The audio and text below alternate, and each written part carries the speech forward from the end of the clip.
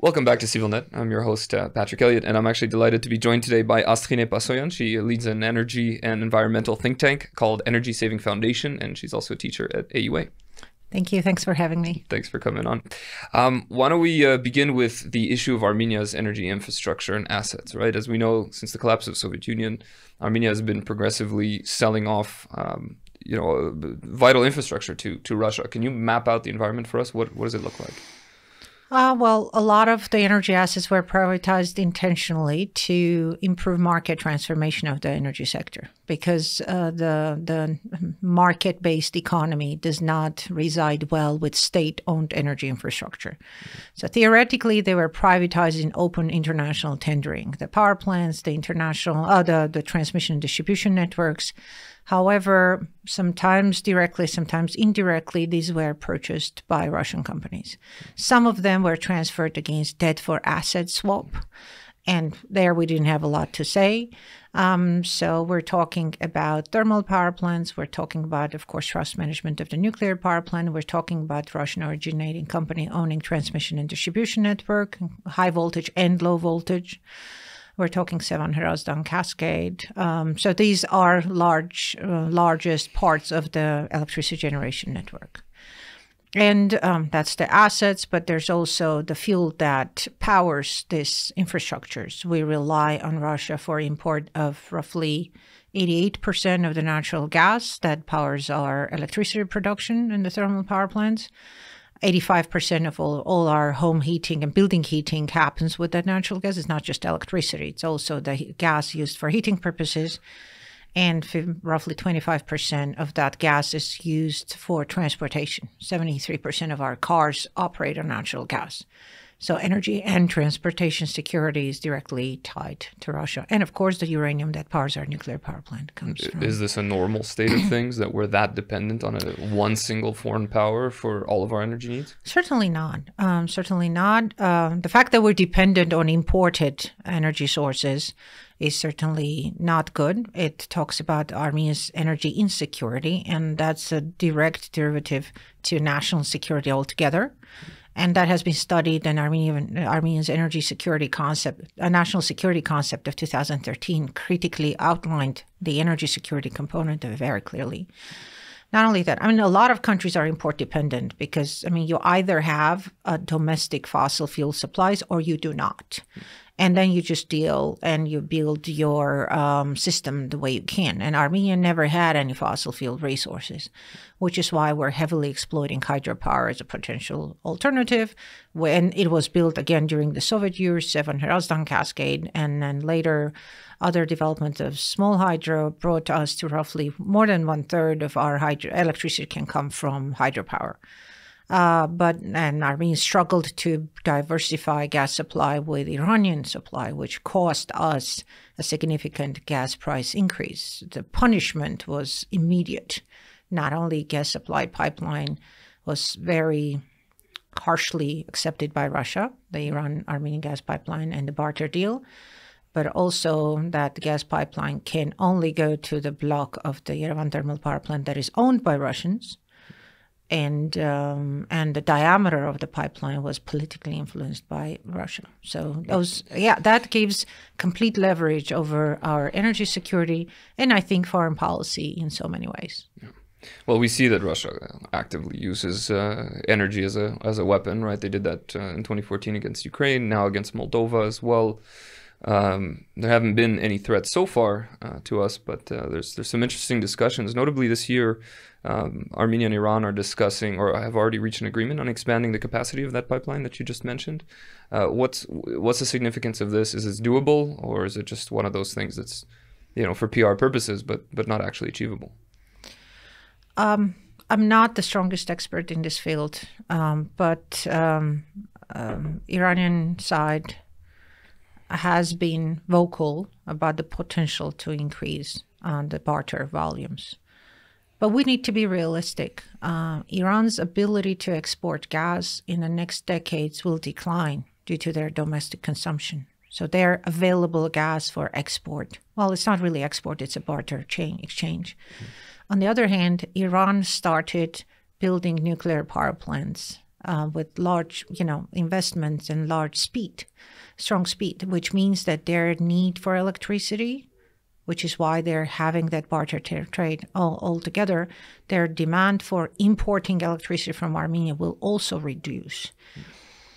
While in the current political landscape, this dialogue sounds reasonable and it can have a political content, I think economically, expecting that in the next 50 years our exchange with Iran is going to grow is unrealistic, for the same reason that Iran may not need the electricity and may not have the gas, which should tell our government that this is not a reliable long-term possibility to explore and put all the eggs in that one basket.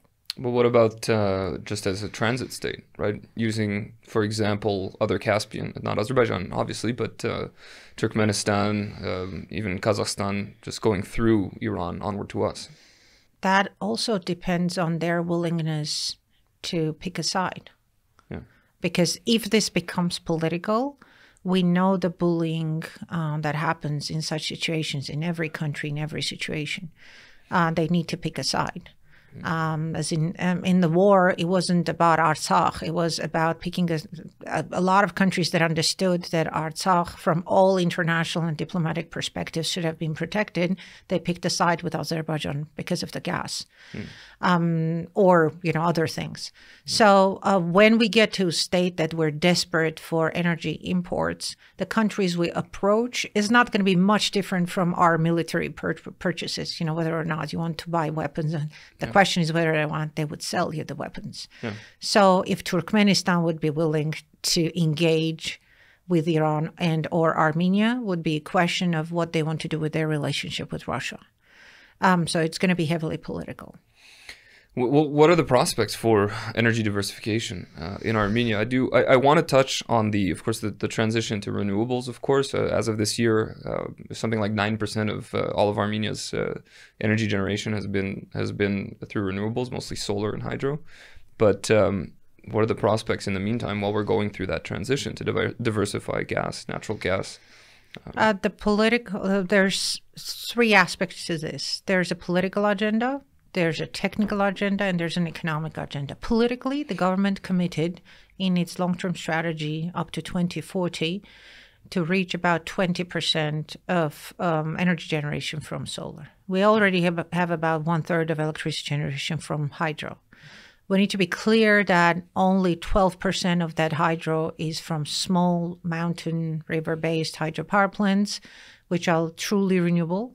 The large hydro, such as Sevan Hrazdan Cascade, shouldn't be viewed as sustainable supply because when you increase the production level of the lake drops, creating an environmental concern, which has happened many times in the past. Here in Armenia? In Armenia. I mean, when Sevan Hrazdan Cascade was built and the 6 hydropower plants started operating, the lake dropped by 19.5% meters. Wow. in between 1965 and 1990, which created the ecological catastrophe. The energy blockade of the 90s brought the lake down further, and Lake Sevan is not just a lake, it's a bank of fresh water that irrigates all of our valley, 50% of our irrigation water supply, basically. That's critical. On the other hand, so that's the political agenda. We want to, as a country, we want to reach 1,000 megawatts of solar, 500 megawatts of installed wind capacity. Then there's the technical potential. Do we have that potential? Absolutely. Armenia is incredibly endowed with solar resource. They always make the comparison that we have as much solar resource as Egypt. The sunny days of the year are quite abundant, and countries with substantially less solar resource invest in installing solar PV. Solar, like UK has roughly half the solar potential per square meter, but they invest and explore and exploit solar intensively. So the technical potential is there. Now, economically, the question is a little harder. Solar technology has been dropping in price significantly to R&D in this sector, and largely Chinese technology. It's become cheaper to build solar power plants and cheaper to produce solar electricity. However, we siphon back to Russia. When your import energy source, Russian gas, strategically priced, comes into your power system, generates electricity, which is artificially cheap, then your renewable energy producers have to compete with that price. And that was going to be my next question, of course, Yep. If we're getting artificially lowered prices, how does that incentivize the creation of... It kills local production, as simple as that. And this is not rocket science. There's books written on economic cost of energy security. Armenia buys gas 3 to 3.5 times cheaper than, say, EU member countries, Romania, Bulgaria, Germany. Look at the prices, how much they pay per 1,000 cubic meters of gas. We're talking Armenia paying $75 per thousand, $165 per 1,000 cubic meters. And Romania was paying 510 euros for 1,000 cubic meters several years ago. I haven't checked the prices now, it would be more, which means that this strategic price has been the trap all along. Yeah. When you artificially underprice this dependence and you don't economically factor in the price of your dependence, your local producer competes with this drug, basically, and the local production doesn't expand as fast as it could. Especially now, understanding the political context, we really need to help boost the local productivity. But we're not a rich country like Azerbaijan to say, the government will give money for 50 megawatts of solar construction. No, we've always used market-based policies to do this. We create market conditions where private sector uses their own money to invest in solar. And we need to create that market incentive. And the only way to do that is let the market know insecure imports should not be strategically cheap. They should have the value of damage that it does to the economy in the long run due to dependence. What would that mean tangibly? Are you saying that Armenia should insist on paying the market rate for gas? No. That's not what I'm saying. Or should they incentivize the creation of solar farms, for example, by slashing import tariffs or any red tape or regulations around it? Well, we can't do import tariffs because we're members of WTO and World Trade Organization bans barriers to trade. No, the approach is different, and environmental economics and resource economics is quite clear on that. What you're saying is, whatever your seller gives you as price, that's their decision. You negotiate, you get the cheapest price possible. That's your position as a buyer. Once it gets into your country, you need to understand what that dependence costs economically. And for Armenia, it's not even a hypothetical question because we've had that case before. During the energy blockade of the 90s, when gas supply pipeline was exploded, our industry shut down, our heating system collapsed and deteriorated, was never recovered ever again. We were a central heated country. And the result was that our GDP shrunk by 60%. We had 60% decline in the size of the economy, which means wealth, which means incomes, which means spending. So we know the cost of energy security and insecurity, which means that when those crises happen, you need to go and find domestic alternatives.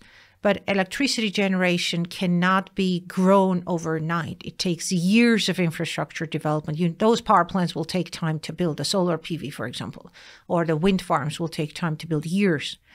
And to avoid the situation where you're going to get caught unprepared, which is what happened to us in the 90s, then we spent 10 years building 187 smaller hydropower plants to bring energy security to a higher level.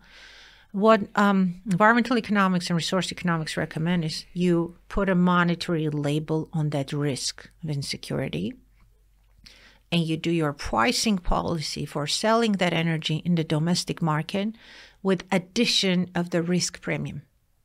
You're depending on it. It is risk associated. If the risk materializes, you're going to lose money. How much money? Assess it economically and integrate it into your pricing policy. So if natural gas domestically, the price is regulated by our regulatory commission. We decide what the price is going to be. There's a pricing formula which our regulatory commission approves. If our pricing formula includes a premium for energy security, gas prices will rise, automatically triggering rises in electricity prices because it's an input for electricity generation. There will always be a social concern. Yes, but we're not as rich as EU member countries. Yes, but that's why there's another methodology. you create, and that's actually in the last 20 years, Armenia has made very good progress in transitioning from 100% subsidies for everyone to targeted subsidies. Yeah. You choose your poor, you protect them. You give them subsidized tariffs, you give them protection, you give them low-income energy efficiency programs, help them curtail their consumption, but you let the price rise reasonably, understanding that quote-unquote strategic price that we're getting for natural gas is nothing but a trap that is going to explode eventually. That's an interesting way to put it. I want to switch gears and talk a little bit about nuclear as well. This ties into what we were discussing, but as of just a couple of days ago of recording this, there was a meeting in Brussels with our foreign minister present, and Mr. Borrell publicly stated that, among other things that they're working on with Armenia, a closer partnership with the European Union. One of the things that I found really interesting was he said, and shutting down the Medzamor, decommissioning the Medzamor power plant, which is a very, very, it's the first time they've openly mentioned anything like that. We know that Medzamor is on its last leg. It's been artificially kept alive. It doesn't have a whole lot of juice. And now the discussion, of course, is moving towards either, again, having the Russians build us, a new power plant, or what we're being suggested are American 2 modular nuclear power stations.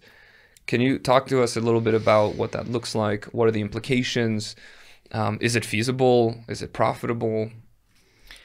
Well, as an economist, I won't delve into the engineering side of this or nuclear safety. Yeah, from the economic perspective. That's not my strong suit. Armenia has done all the possible modeling of future demand and supply, and there's a very good intellectual potential. Our Energy Institute has a model and looking at this, and one of the numbers I've heard, there's 76 different scenarios of energy sector development, and none of them survive without nuclear at this stage. If you take away nuclear, we can't just talk about percent of electricity generation. Electricity is also time of the day, time of the year. Renewables are not available 24/7. Hydro is available in the spring, sun when it's light, and wind when it's windy. What are you going to do the rest of the time? And that's called base load. How do we cover the base load without the nuclear and the thermal power plants? Some of the scenarios are looking at different other options of nuclears. Well, Medzamor has been recently, strengthened, and they extended the life until some numbers say 2036, but 2040 is feasible because there's basically more aggressive measures implemented than originally planned. And I just read about this from the news. I'm not in the inner circle. I have heard about discussions of the small and micro reactors. The question will boil down to, and EU has talked to us about shutting down Medzamor all the time. MAGATE is there and Europeans are there, and there's always been talk that Medzamor has to go eventually, and its safety was a concern, which is why all this hundreds of millions have been invested to make it more secure. No EU, no other superpower can pressure Armenia to shut down a power plant until there is an alternative. The alternative is either we build enormous amount of storage, which is very expensive, and we produce enormous amount of renewables, store them and use them at night, for example, which is super expensive. Storage technology is dropping in price very slowly. The other is building alternative nuclears. Alternative nuclears, Russian technology for now doesn't offer small reactors. Medzamor, the operating reactor is 400 megawatt, and the ones that are in serial production in Russia right now are 1,000. Building 1,000 will dig Armenia into a dead hole. That would mean we will borrow billions of dollars in new debt, and the problem with that is Armenia doesn't make that much money. Imagine the size of your economy is $9 billion, and you want to build a $4.6 or $6 billion power plant. It's just like giving a loan to buy a Lamborghini to a student who's on stipend. Yeah. They will never repay it in the feasible future. And even if Russia enhances in this direction, that would be another trap, even more dangerous. There would be hundreds of years of debt. Yeah. The SMR reactors, That shouldn't be an emotional decision or a political one. It has to be deeply calculated feasibility, technical and economic feasibility assessment. What reactor to choose? What are the political ramifications? I mean, okay, Chinese reactor, Korean reactor, Russian reactor, American reactor. Where is the fuel going to come? Is the fuel supply going to be sustainable? Okay, we don't want to get out of one trap into another one. And again, how is that going to reflect into levelized cost of energy generation? Because if something comes into the system with a higher price, if you build anything new, it's going to be higher priced. And it will affect the whole mix, because the price our consumers pay is a mix of different producers. We have the cheapest, which is the Vorotan hydropower plant, and we have the more expensive kind. Some of them are gas-fired, right? Depending on efficiency, cost, when they were built, etc. And one of the scenarios in the energy strategy actually suggests that if we do not find a replacement small-scale nuclear alternative, we may end up building modular thermal power plants driven by gas, just like the one launched in 2022, the Renko gas combined cycle gas turbine power plant. This is here in Armenia? Yeah. Okay. That's one of the alternative. So if Metsamor closes, we either bring in new nuclear, and again, at what cost and how. If that doesn't succeed, we end up building more gas-fired, high efficiency is 56% efficient. But again, the gas will have to come from someplace. And finally, Astghine, let's just say for the sake of discussion here, you're now put in a position where you can actually craft energy policy. What would be two major changes that you think should be implemented right away to change Armenia's energy trajectory and over-reliance on a single country? I'm an economist, so I always tell my students subsidy is the enemy of the market. The way we have artificially subsidized our energy sector, and I'm not going to break it down, gas, electricity, etc., has been counterproductive to national security. I would introduce a security premium into our pricing policy while protecting the genuinely poor through social policies. And social policy does not have to be a handout of a cheap tariff. All the programs that you do, and a government has actually been quite perceptive of this. There's special subsidies for loans for low-income households, home energy efficiency improvements, etc. So government has been quite perceptive to this reform. But you basically create low-income energy efficiency programs. You give them high-efficiency heating devices. One of the things in our policy already is switch heating to electricity, because that gives you an edge. Do you want to heat with hydro? Do you want to heat with nuclear? Or do you want to keep your 90% of your population is connected to gas and heating with the gas? Get them off the needle. Give them alternatives through energy efficiency. There's a lot of good initiatives that can be expanded: efficiency in appliances, heating devices, and energy efficiency in buildings. Our buildings use 85% of all the gas for heating, residential and public buildings. Notoriously inefficient. We're using several times more energy than an average European home per square meter to be heated. And that is incredible dependence, and it's a huge drain on private and public resources. Public buildings. I was going to say, like, we get them cheaper, but doesn't that end up being more expensive in the long run, anyways? Since we're overusing, that's why I wasteful? say that's why I'm saying subsidy is the enemy of market. You keep people something for a cheap price. They think it's abundant and can be wasted, and that's exactly what they do. You want them to do the opposite. Value this, understand it's expensive, invest in something that will reduce their energy use, make them better off economically, because in the future their bills will reduce, the economy will get better, people will get richer. Yeah, I love it. We're in agreement there. Thank you. Thanks again, Astghine. It was really a pleasure to have this discussion with you. Thanks for coming on. Thank you. My pleasure. Thanks again for watching Civilnet. This has been Pat, and we'll speak with you very soon.